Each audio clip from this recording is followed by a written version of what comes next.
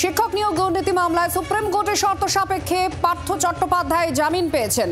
প্রাক্তন শিক্ষামন্ত্রীকে 1 ফেব্রুয়ারি জামিনের নির্দেশ শীর্ষ আদালতে। সিবিআই মামলায় থাকার জন্য তিনি এখনই জেল থেকে মুক্তি পাবেন না। কি শর্তে তাহলে সুপ্রিম কোর্ট তাকে জামিন দিল?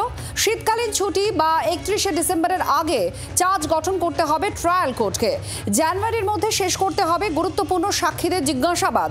জামিন পাওয়ার পর সাক্ষীদের প্রভাবিত করতে পারবেন না। বিধায়ক পদ ছাড়া কোনো সরকারি পদে বসতে পারবেন না। এই সমস্ত শর্ত বেঁধে দেওয়া হয়েছে।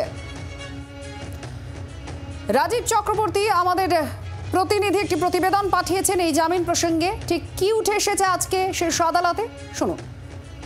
পার্থ চট্টোপাধ্যায়ের জামিন মঞ্জুর করার ক্ষেত্রে সর্বোচ্চ আদালত বেশ কিছু শর্ত দিয়েছে। তবে সেই শর্ত একদিকে যেমন পার্থ চট্টোপাধ্যায়ের জন্য কার্যকর, উল্টো দিকে নিম্ন আদালতের জন্যও সেই শর্ত আরোপ করা হয়েছে। নিম্ন আদালতকে আজকে সুপ্রিম কোর্ট জানিয়ে দিয়েছে চলতি মাস অর্থাৎ ডিসেম্বরের 31 তারিখের মধ্যে পার্থ চট্টোপাধ্যায়ের বিরুদ্ধে চার্জ গঠন করতে হবে, অর্থাৎ বিচার প্রক্রিয়া শুরু করতে হবে এবং জানুয়ারির 31শে জানুয়ারির মধ্যে এই মামলায় সাক্ষ্য গ্রহণ, অর্থাৎ যাদের এখনও পর্যন্ত সাক্ষ্য গ্রহণ হয়নি তাদের সাক্ষ্য গ্রহণ শেষ করতে হবে। এই বিচার প্রক্রিয়া শুরু করার আগে এগুলি খুবই গুরুত্বপূর্ণ বিষয় থাকে, আর যেগুলি সুপ্রিম কোর্ট দেখেছে এই মামলায় দীর্ঘদিন অভিযুক্ত হওয়ার পর প্রায় 2.5 বছর জেলবন্দি রয়েছেন পার্থ চট্টোপাধ্যায়। জামিন মঞ্জুর করার ক্ষেত্রে সুপ্রিম কোর্ট আর জানিয়েছে মামলা গুরুত্বপূর্ণ, বহু মানুষের ভবিষ্যৎ জড়িয়ে রয়েছে, ব্যাপক দুর্নীতি হয়েছে, কিন্তু একজন অভিযুক্তকে কতদিন জেলবন্দি রাখা যায় সেটাও ভাবার বিষয়। তাই স্বাভাবিক নিয়মেই তার জামিন মঞ্জুর করেছে সুপ্রিম কোর্ট। নয়াদিল্লি থেকে ভিডিও জার্নালিস্ট সৌরভের সাথে রাজীব চক্রবর্তী, জি24 ঘন্টা। পার্থ চট্টোপাধ্যায়ের এই জামিন প্রসঙ্গে কুণাল ঘোষ তার প্রতিক্রিয়া কি রয়েছে শুনুন। তো সম্পূর্ণ আইনের বিষয়, বিচারাধীন বিষয়, এবং যে কোনো বন্দির একটা অধিকার আছে জামিন চাইবার।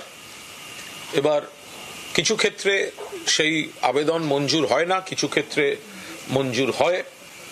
তো সংশ্লিষ্ট বন্দির এবারের যে জামিনের আবেদন সেটা সর্বোচ্চ আদালত মঞ্জুর করেছেন। এজেন্সির উপর কিছু শর্ত দেওয়া হয়েছে বা এজেন্সি সংক্রান্ত কিছু পর্যবেক্ষণ আছে। এই ব্যাপারে দলের তরফে কোনো মন্তব্য নেই, তার কারণ এটা কোর্টের বিষয়, কোর্টের সিদ্ধান্ত, কোর্ট জামিন মঞ্জুর করেছে। সুকান্ত মজুমদার কি বলেছেন শুনুন। পার্থ চট্টোপাধ্যায় একটি মামলায় জামিন হয়েছে, জেল থেকে বেরোচ্ছে না, জেলের ভেতরেই থাকবেন।